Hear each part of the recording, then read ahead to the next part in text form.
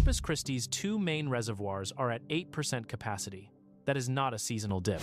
That is a city of 317,000 people watching its water supply vanish in real time, with no promise that rain, emergency wells, or $1 billion in building projects will replace it before the taps start shutting off this November.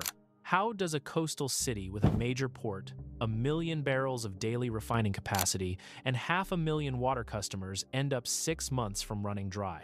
The answer sits in two reservoirs that are supposed to keep this region alive: Choke Canyon Reservoir on the Frio River and Lake Corpus Christi on the Nueces River. Together, these two bodies of water provide more than 95% of the city's surface water supply. And together, they are nearly empty.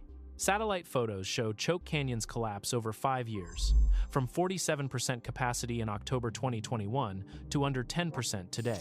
The water has pulled back so far from the original shoreline that the bare lake bed stretches for miles in every direction, cracked clay baking under triple-digit South Texas heat.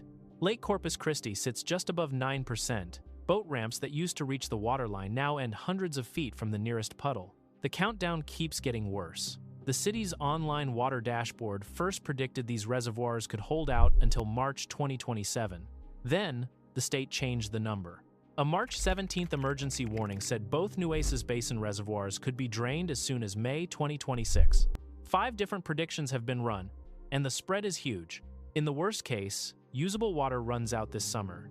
In the best case, with emergency wells and normal rainfall, the system holds steady. The number the city is planning around now is September for forced cuts, and there is no scenario on the table that includes real rainfall in the forecast. 89% of Texas is in drought as of March 31st. More than half of Nueces County sits in extreme drought. Large parts of South Texas received less than 10% of normal rainfall in March alone. The Nueces River, which is supposed to feed Lake Corpus Christi, has basically stopped flowing. The Frio River, which feeds Choke Canyon, is barely a trickle. Both rivers depend on seasonal thunderstorms and tropical moisture from the Gulf of Mexico, and 5 straight years of record heat and failed rainy seasons have starved them dry. Refilling these reservoirs would require 20 or more inches of rain in a short period, or steady above normal rainfall kept up over many months. Neither is in the forecast. And these reservoirs never fully bounced back from the last drought. They were already low when this one started, which means the city has been running on a shrinking margin for years without building enough backup supply to cover it. The one thing standing between Corpus Christi and dry taps is a 101-mile pipeline running northeast through the flat coastal prairies of South Texas to Lake Texana. It is called the Mary Rhodes Pipeline, a 64-inch steel artery that delivers raw water from Texana to the city's O.N. Stevens water treatment plant. It is named for the former mayor who pushed the project through during an earlier drought crisis and lost her battle with cancer shortly before it was finished. That crisis, in the mid-1990s, brought the same two reservoirs down to about 25% and threatened to shut down the region's economy.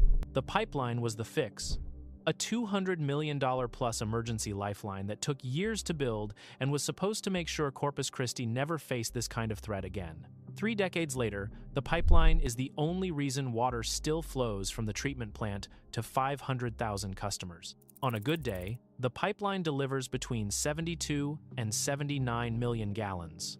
That is somewhere between 50 and 70% of everything the city drinks, cooks with, bathes in, and runs through its industrial cooling towers. The pipeline is running at Schedule 4, its absolute maximum. Every gallon it can physically move, it is moving. But Mary Rhodes has never been bulletproof. Since it opened, the pipeline has sprung 33 separate leaks or failures. A major break in 2022 forced engineers to lower the pressure and cap flow at 55 million gallons per day for months. Internal checks rate the pipeline's health a 7 out of 10.